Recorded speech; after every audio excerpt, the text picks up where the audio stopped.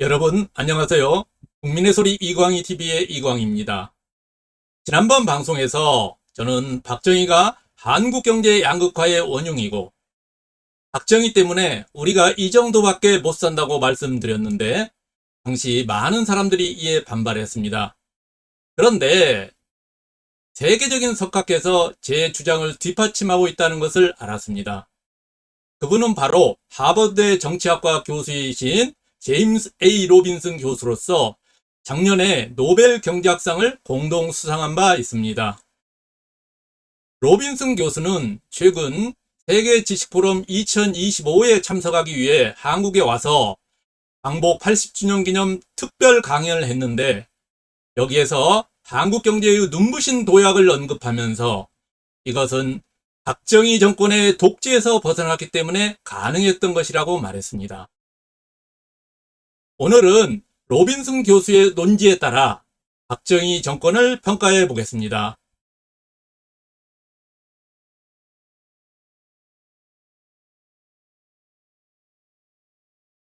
이 책은 로빈슨 교수가 2013년에 공동저술한 책으로서 국가는 왜 실패하는가? 영어 원제로는 Why Nations Fail 이란 책입니다. 공동 저자인 데런 에스모글루 교수는 MIT 경제학과 교수입니다. 두 분은 이 책에서 왜 어떤 나라는 부국이 되고 왜 어떤 나라는 가난한 나라가 되는지 그 원인을 파헤친 공로로 2024년 노벨 경제학상을 공동 수상했습니다.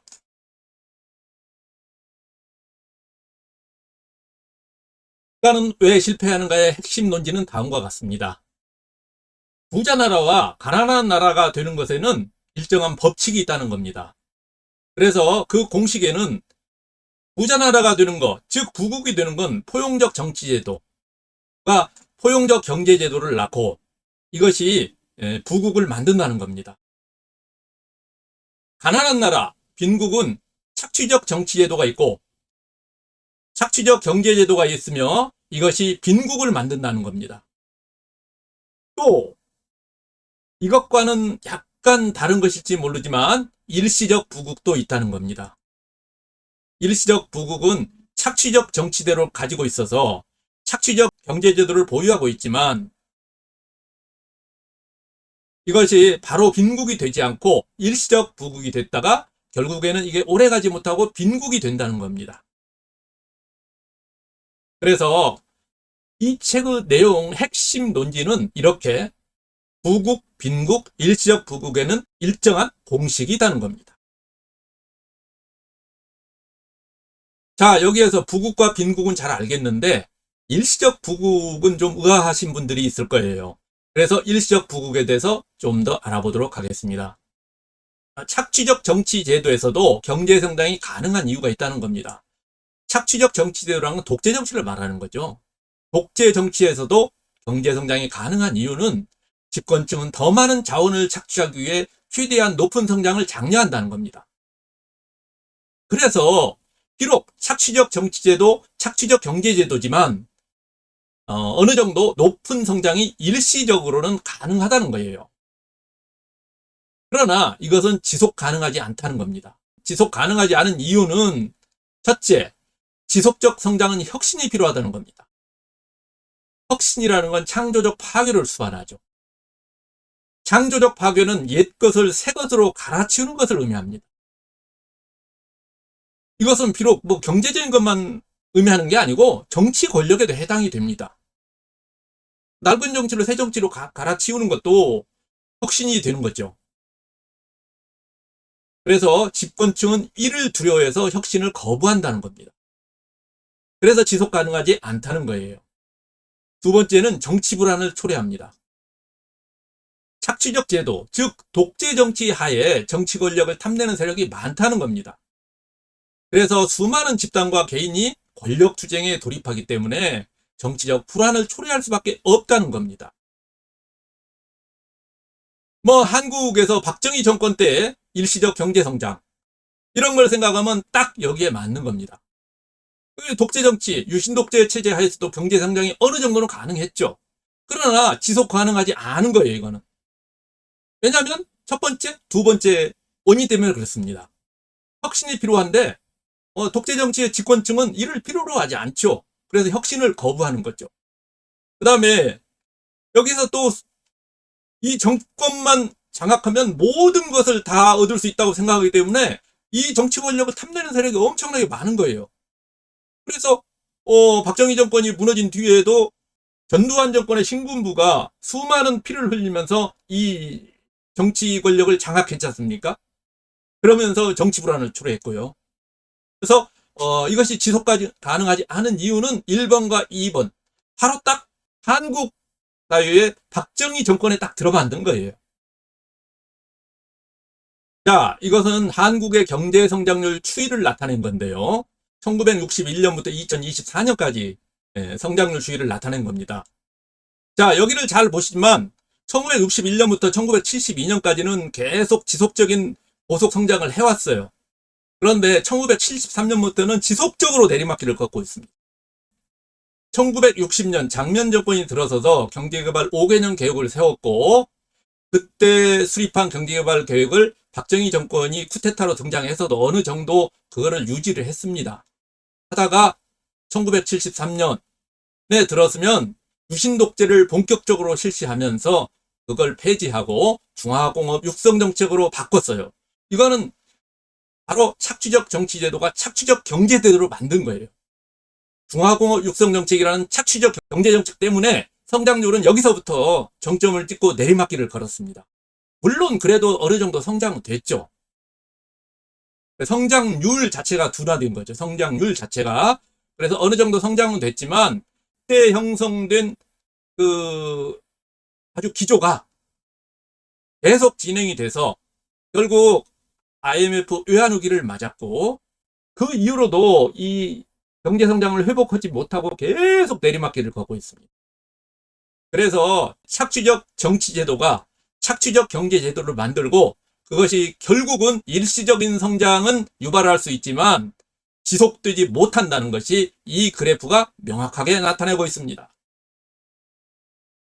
자, 그러면 박정희 정권의 경제정책을 한번 살펴보기로 하겠습니다.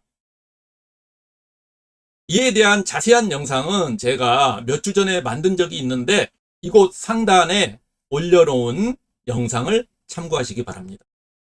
기본적으로 박정희 정권의 경제정책이 전두환 정권까지 연결이 됐고 이러한 개발 독재가 끝난 것은 1987년 6월 항쟁이라고 할 수 있습니다. 그래서 6월 항쟁 이전과 6월 항쟁 이후로 크게 나뉠 수 있어요. 유신 독재 체제와 신군부 독재 체제 하에 착취적 정치 제도는 결국 착취적 경제 제도를 낳았습니다. 그것이 바로 중화공업 육성 정책이었죠. 중화공업 육성 정책은 바로 유신 정권, 그 이후에 신군부가 재벌과 이합해서 국민을 착취한 거예요. 경제 성장의 과실이 소수의 재벌과 독재 정권 지지 세력에 귀속됐을 뿐입니다. 그리고 일반 서민들하고는 아주 멀었어요. 구체적 수치로 봐도 1인당 GDP가 한국이 2024년에 36,232달러 힘에 비해서 민주주의가 아주 잘 발달한 스위스가 1인당 GDP가 103,886달러에 이르러 이렇게 큰 격차가 나는 것은 바로 착취적 정치제도, 그것이 낳은 착취적 경제제도 때문이라고 할 수 있습니다. 다시 말하면 착취적 정치제도와 착취적 경제제도 원조인 박정희가 그 원흉이라는 거죠. 그래서 우리는 박정희 때문에 사실 6만 불이 넘는 1인당 GDP를 강탈당한 겁니다. 구체적으로 1987년 6월 항쟁 이후에는 포용적 정치제도, 즉 민주주의가 새로 탄생을 하게 됐죠.